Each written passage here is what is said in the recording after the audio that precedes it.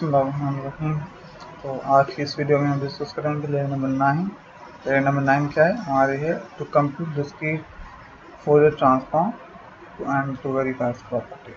अच्छा, discrete Fourier transform जिस तरह के हम थ्योरी में पढ़ कर आए हैं कि क्या है, जिस तरह कंटिन्यूस टाइम के लिए कंटिन्यूस टाइम अपीरियोडिक सिग्नल के लिए फोरियर ट्रांसफॉर्म है, इस तरह डिस्क्रीट टाइम के लिए जो सिग्नल्स होते हैं, डिस्क्रीट टाइम सिग्नल होते हैं, उनके लिए डिस्क्रीट फोरियर ट्रांसफॉर्म है जिसको शॉर्ट में DFT भी कहते हैं। ठीक है, तो उसकी पूरी जो जनरल फार्मूला ये है जिस तरह हमने थ्योरी में देखा है। ठीक है, अगर अगेन इसमें मेटले में हमें परफॉर्म करने का अगर क्या है, इंटरनल मेटले का प्रोग्राम है, उसको हम देखेंगे। तो मैं आपको यहाँ पे थोड़ा समझा दूँ। अच्छा, ये कंफ्यूज नहीं होगा, वो आसान सा तरीका है। अब यहाँ पे हम क्या करना है, हमें एक ये फंक्शन दिया हुआ, इस फंक्शन का फोरियर ट्रांसफॉर्म करके इसका एम्पलीट्यूड स्पेक्ट्रम निकालना। एम्पलीट्यूड स्पेक्ट्रम तभी निकलेगा जब हम फोरियर ट्रांसफॉर्म करेंगे, क्योंकि एक्स ऑफ एक्स जो होता है फोरियर डोमेन होता है। इसको हम कैसे करेंगे अब मेटलेब में। अच्छा, यहाँ पे परसेंटेज के बाद जो ये आपको नज़र आ रहा है, ये मेटलेब में होता है, इसका मतलब है कमेंट्स होता है। मतलब ये कि ये सिर्फ यूज़र के अंडरस्टैंडिंग के लिए होता है, ये इसको एग्जीक्यूट नहीं करता मेटलेब। ठीक है, तभी इसको यहाँ पे कलर ग्रीन है, ये एग्जीक्यूट नहीं कर रहा। इसमें आप जो भी लिखें ये सिर्फ यूज़र को समझाने के लिए, मिसाल लो ये कमांड यूज़ क्यों किया, ये अपने आसानी के लिए। जब हम कोड लिख रहे होते हैं बड़े बड़े, कभी कभी याद नहीं होता कि हमने क्या लिखा है, क्या लॉजिक लगा रहे थे, तो आप परसेंटेज लिख के कुछ भी इसमें लिख देंगे जो आपको याद आने के लिए। तो ये वही सेम यहाँ पे क्या हुआ, अगेन ये सारी चीज़ें CLC के लिए यहाँ पे आपको समझाया हुआ है। CLC जो है आपका सारा स्क्रीन क्लियर कर देती है, कई सारे वेरिएबल्स क्लियर कर देती है। ये जो ना क्लियर स्क्रीन है, सॉरी। और यहाँ पर आपके पास, अच्छा ये यहाँ पे हमने सैम्पलिंग ली है, नंबर ऑफ सैंपल n=256, क्योंकि ये जिस हम थ्योरी में करके आए हैं। और यहाँ पे जो नंबर ऑफ सैंपल्स n जो हम यही लिया हुआ है। ठीक है, FS सैम्पलिंग फ्रीक्वेंसी 8000 ली हुई है। ठीक, और f जो सिग्नल जो है वो 1000 है, और n की वैल्यू हमने डिफाइन किया 0 से लेके n-1। ठीक, ये हमने ओरिजिनल फंक्शन इंटर किया, x=2 पाई f 2 पाई। अच्छा, यहाँ पे जो हमारे पास f है, इसको यहाँ पे f/fs किया हुआ। ओरिजिनल जो हमारे पास ये है, और सैम्पलिंग वो है 1/, एक्चुअल में यूँ हो गया कि 1/8000 हो गई सैम्पलिंग फ्रीक्वेंसी के हिसाब से, मल्टीप्लाई बाय n जो हमारे पास यहाँ पर है, n=n-1। ठीक है, अब इन सारी वैल्यूज़ के लिए ये x डिफाइन हो गया। अब यहाँ पे DFT मालूम करने के लिए यहाँ पे मेटलेब में कमांड FFT, मतलब ये मैंने पूरा इंटर तो कर दिया। अब यहाँ तक हम रन करते हैं, मिसाल तो ये मेरे पास फोरियर का ये आ तो गया। ये मैं इसको लेयर नंबर 9 के नाम से सेव करता हूँ।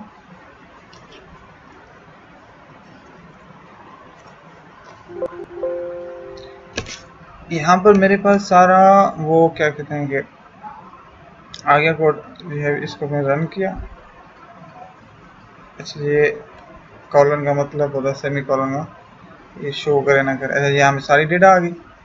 अब इसका निकालना है फोरियर। फोरियर निकालने के लिए आसान सा तरीका यहाँ पर है, आप क्या करें, FFT की कमांड है, इसको यूज़ करें। उस FFT में हम क्या करते हैं, ये मैग्नीट्यूड कैसे निकालेगा, क्योंकि हमें पता है इसका हम एब्सोल्यूट ले लेंगे, जो प्लस होंगे माइनस होंगे प्लस हो जाएंगे सारे, तो एब्सोल्यूट ले लेंगे। एब्सोल्यूट का मतलब मोड होता है, वो हो गया। अच्छा, उसके बाद हमें इसका निकालना है, स्केल अप करते हैं इसको, और वो हमें प्लॉट करने के लिए आसान हो जाएगी। तो ये आ गया, इसका एम्पलीट्यूड भी आ गया। ये हमने क्या करेंगे, ये हमने एक वेक्टर बना दिया जिसकी फ्रीक्वेंसी होगी तकरीबन आधे से सॉरी जो रेंज होगी 0 से लेके n/2, n कितनी थी 256 थी, 252 डिवाइडेड बाय 2 से मतलब ये कि तकरीबन 127 तक ही इसके फ्रीक्वेंसी स्केल होगा। ठीक है, और ये हमारे पास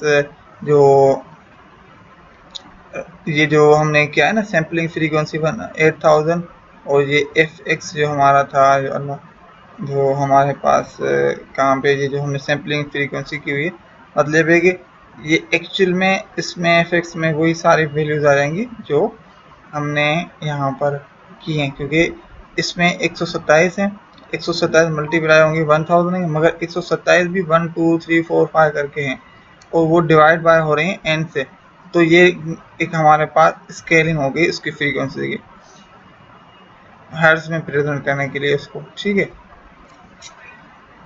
तो उसके बाद प्लॉट सब प्लॉट की कमांड यूज करेंगे, पहले ओरिजिनल फंक्शन nx को प्लॉट करेंगे, फिर हमारे पास जो ये जो मैग्नीट्यूड है उसको मैग्नीट्यूड के यहाँ पे डायरेक्ट जो चेंज किया गया है ना उसमें किया गया है लॉगरिथम में, ठीक है। ये शायद कंफ्यूजिंग लगे मगर ये जो हमने मैग्नीट्यूड लिया है इसको डायरेक्ट उसमें लॉगरिथम में किया हुआ है, तो log 10 20 into 10 log magnitude of x, और यहाँ पर मैग्नीट्यूड भी कहाँ से लेके कहाँ तक, जो 127, क्योंकि n इक्वल 256 है, 256 का तकरीबन आधा करो तो 128 बनेगा, तो 128 तक जितने भी x की वैल्यू है वो सारे इसमें आएंगे। और हमने जो फ्रीक्वेंसी यहाँ पर जो हर्ट्ज में भी कन्वर्ट की है वो भी 128 तक ही की है, क्योंकि यहाँ पर ये 128 था ना, और उसको हमने प्लॉट कर देना है और बाकी देखते हैं क्या होता है। ये आपके पास आ गया।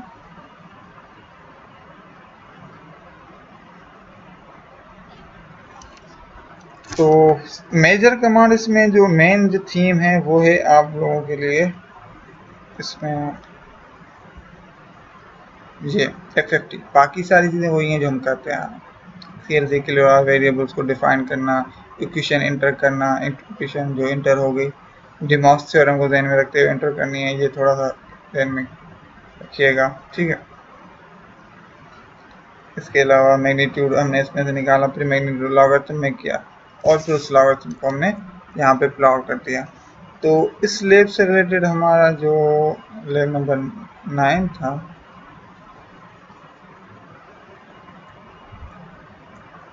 अच्छा यही सेम तरीका है आप लोगों को यूज़ करना है। ये डीएफटी के लिए था, इस तरह इनवर्स जो डीएफटी होता है वो निकालने के लिए आप लोगों को यही मैटलैब को जो ओरिजिनल फंक्शन है यहाँ पर ये जो ना ये देखो ये लूप लगा के ये WN के साथ ये फंक्शन मल्टीप्लाई होता है, तो आपके तो इसका इन्वर्स जो होता है वो इस तरह का कुछ बनता है 1/n करके वो कुछ होगा।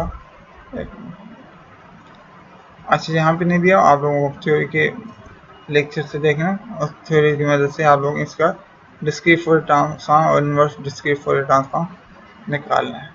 तो ये था हमारा इस लैब से रिलेटेड। अच्छा ये प्रैक्टिस की इसमें ज़रूरत है, आप लोग प्रैक्टिस ज़रूर कीजिएगा, इसमें जो भी प्रॉब्लम होंगी तो वो डिस्कस करेंगे तो हम सॉल्व कर पाएंगे कि क्या क्या इश्यूज आ रहे हैं उसको किस तरह किया।